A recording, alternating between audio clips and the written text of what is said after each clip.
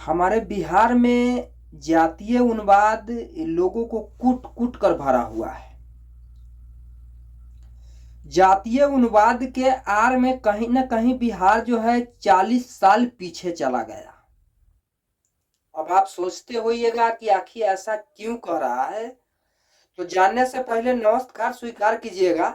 मेरा नाम अभिषेक सिंह, आप देख रहे हैं अभ्या प्लेटफॉर्म। मैं ऐसा इसलिए कह रहा हूं कि हमारे बिहार में जो है जातीय उन्माद ऐसा चढ़ा हुआ है, ऐसा भूत के लेखा लोगों को चढ़ा हुआ है कि जातीय उन्माद के आड़ में बिहार के जो है 40 साल पीछे चला गया और 40 साल पीछे और धकेलना चाहता है। अभी हर चीजों पे ट्रोल हो रहा है। मनीष कश्यप जेल से जब छूट के आए हैं तो उनपे अनेकों तरह के ट्रोल किया जा रहा है।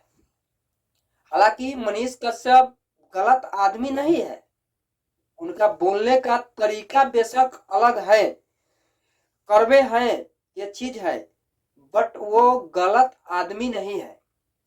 मनीष कश्यप कोई विधायक, कोई सांसद के बेटा नहीं है, कोई मुख्यमंत्री का बेटा नहीं है।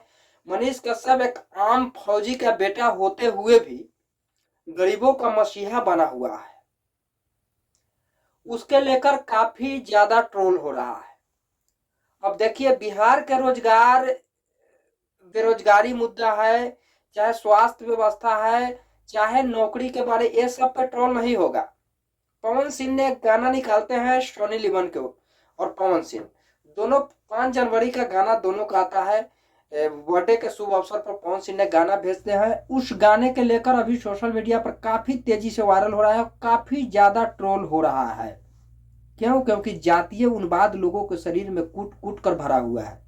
अच्छा करने वाला ये नहीं देखेगा कि अच्छा कर रहा है उसके पक्ष में हम जाए, ये जरूर देखेगा कि ये किस जाति से है और किस जाति से उठकर जो है इतना आगे बढ़ रहा है, तो इस पे इतना ट्रोल करे कि शायद इसका जाति जो है नीचे गिर जाए। इस तरह के है।